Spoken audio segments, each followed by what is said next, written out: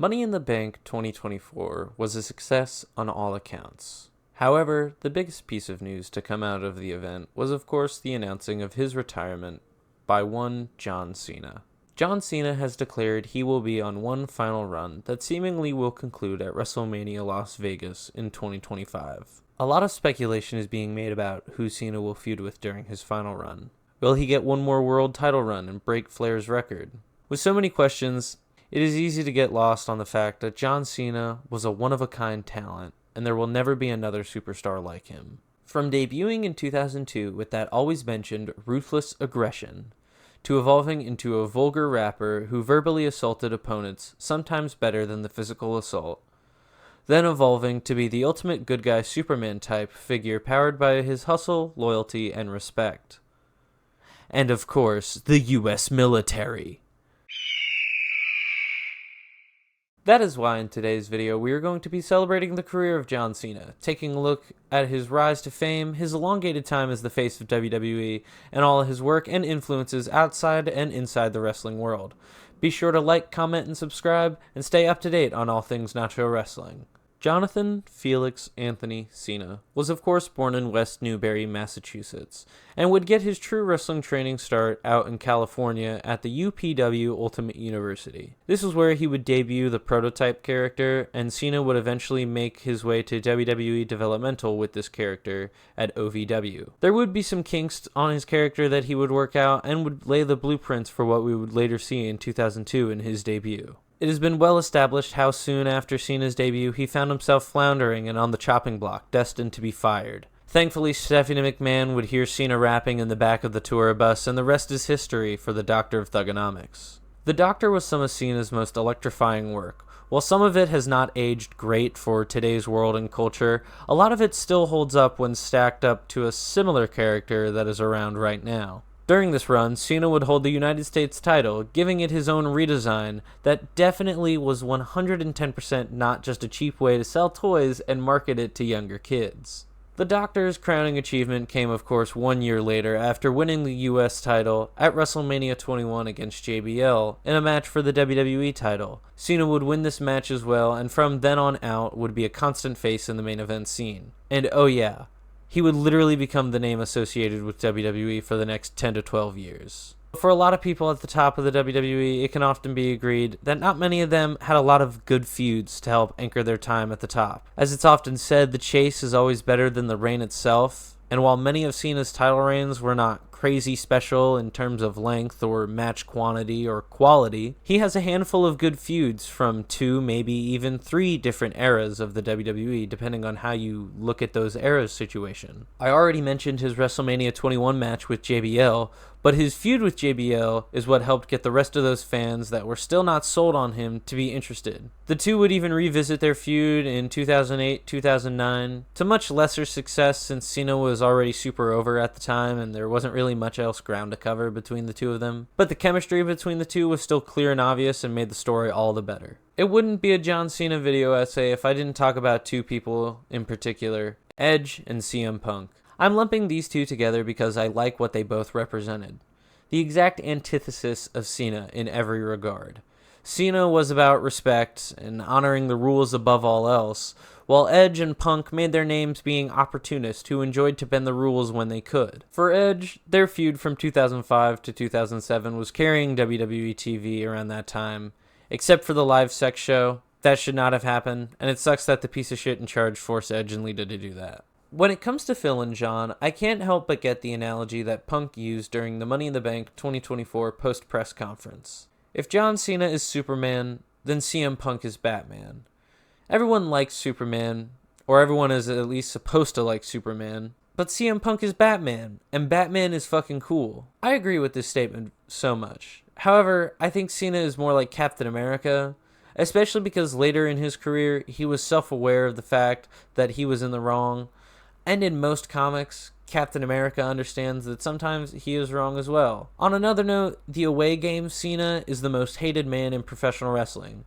Just look at him at ECW One Night Stand against Rob Van Dam, or Money in the Bank 2011. This dude knew when to turn it off and go a little more straight played and heel it up for crowds that were gonna boo him. The last two feuds I want to bring up personally is his work with AJ Styles and Kevin Owens. These are two examples of his more modern work, showing that even 15 plus years into his career, Cena was willing to go the extra distance and learned new moves to be able to keep up with this new crop of talent entering the WWE. Putting Kevin Owens over at Money in the Bank 2015 was one of the most shocking yet relieving things to happen on WWE TV. AJ, on the other hand, led Cena to having some of his best matches so late in his career. On paper, the two should mix like oil and water. One guy a WWE superstar through and through, the other a world-traveled independent icon. But the two just worked, and they made magic together every time they met in the ring. But what about outside the ring? Because outside the ring has become just as an important aspect to a wrestler as the wrestling and mic skills itself. And a lot of that can be credited to the work done by John Cena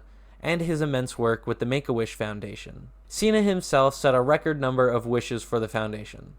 And I remember seeing the vignette on WWE TV back in the day when he broke the record and made something over like 5,000 wishes. That feat in of itself could be enough discussion for this outside of the ring work section. But Cena also has been a huge supporter of the veterans of our country, and a consistent presence at Tribute to the Troops for many years, even at one point being cast as a Marine in The Marine. He was also in 12 Rounds, which seemed like the same exact movie, but I think John Cena was a cop or firefighter or some sort of first responder. Those are examples of his early acting career, and let's call a spade a spade. It was pretty shit stuff, all things considered.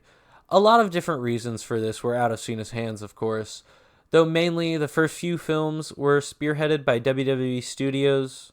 Remember WWE Studios and their weird straight-to-DVD movies? Shouts out to The Chaperone starring Triple H, though. That one was pretty good. Later on, Cena would slowly make his way back into the Hollywood pool with small roles in comedies here and there like Trainwreck or Sisters. Eventually, he would start landing leading roles in a plethora of genres. Kids movies like that firefighter thing with Key from Key and Peele. Action movies like The Bumblebee or Fast and Furious. Even more comedies like Blockers and Daddy's Home 2. And of course, his crowning achievement outside the WWE, The Peacemaker. The Peacemaker show, along with his debut in The Suicide Squad, showed Cena's true range as an actor, being able to play a humorous, crass douchebag, while also being able to add a layer of complexity to the character, and makes you truly end up feeling for the guy at the end of the first season, and genuinely anticipating season 2 as it approaches. And with each passing year, it seems so obvious that there will be more roles than the year before for the leader of the C Nation. Whether you love him or hate him, one thing that is universal is the impact Cena had on WWE and their marketability to their younger audiences, especially when the Fed made the full jump from TV-14 to TV-PG. It has been talked about by writers like Brian Gewirtz how it was more like TVG, which is even safer and more kid-friendly. And no one fit the role for a mascot for the super kid-friendly WWE than John Cena. Bologna, fudge, and mustard! My life is being ruined by the internet! Cena would fill a lot of roles during this chunk of his career, mainly being the gatekeeper of the main event division for any new up-and-comers. The true test was if they could hang with Cena on the mic and then have a decent match with him. Not necessarily have him carry you to a decent match, you would have to carry Cena to a decent match. And this is where I want to talk about how Cena's wrestling skills were labeled shit for most of his career up until about 2015, 2016, and oh yeah, let's take a little side note to talk about 2015, 2016 John Cena. This dude must have created a burner account on Twitter and found everyone ragging on him, because since 2015, Cena has turned his offense into something more akin to a wrestler who has spent their time outside of the WWE, rather their entire career inside the WWE. This all started, of course, when he won the United States Championship at WrestleMania 31 against Rusev, and began arguably one of the greatest runs in his later stages, the John Cena US Open Challenge. Cena took it upon himself to defend the US title weekly against anyone and everyone who wanted a shot at the belt. We would see the likes of Stardust, Adrian Neville, Sheamus, and of course, the two most notable challengers, in my opinion, from this run were Sami Zayn and Kevin Owens. Cena was often labeled as the holder of the golden shovel, and while during this time in the late 2000s and early 2010s, that was definitely a fact, later on and around I don't know, 2015, 2016, did John Cena start giving his props to his fellow wrestlers and younger or new stars in the WWE. He helped WWE faithful buy in on AJ Styles during their feud together. He gave Kevin Owens a shocking first win on the main event roster at Money in the Bank, making his debut the greatest NXT call-up ever. Even now, whenever Cena comes back, it is to help someone that either the WWE thinks he can help or someone he genuinely wants to work with. And before I hear about it in the comments, in the case of Austin Theory, VKM had his grubby little hands all over Theory at the time, and that feud served neither Cena or Theory any good, and they should probably get another crack at it, and Triple H might do it a little better. So what happens in this final run? A lot of speculation and fantasy booking have already begun on what Cena will do or should do for his final run. A huge crop of fans wanted him to go out on top and have Cena win his 17th world title and then retire right after, allowing them to have a tournament afterwards, and maybe have a new face take the torch after Cena. A lot of people also want Cena to put some people over, mainly some people that he hasn't worked with. I think the most common name I saw was definitely a joke answer, but everyone I saw kept saying Karrion Kross would get a win over John Cena, which as I was writing this, and as I'm recording this, I'm thinking about how Karrion Kross has started counting all the world champions he has beaten, and right now he's at like 7 or 8, and what if it's actually leading to him having a match with the 16-time world champion John Cena, aka the best world champion for the WWE. I mean, it's possible. It's highly unlikely. Here's what I personally would want to see John Cena do during his last run. I want Cena to just have fun. And I know that's the cliche answer, but I want him to do whatever he has thought up or whatever the writers have thought up for him. Whether it's looking up at the lights several times, which obviously isn't ideal for everyone going to see Cena one last time, or whether it's going on one more Golden Shovel tour. Whatever he does, I just want him to enjoy every last bit of it and hope that everyone is able to at least enjoy seeing Cena compete in the ring one last time. Besides, we all know he's going to end up to feud with Randy Orton one last time. The prototype, Doctor of Thugonomics, Chain Gang leader, C-Nation leader, John Cena. He was the foundational piece of WWE for a long time, and yes, for the past 5 to 7 years, he has taken a much-deserved step back and dove into Hollywood headfirst. Once he is officially done, and once the armband and hat are hung up for good, there will be a massive hole within the wrestling business. No one was able to relate like Cena was.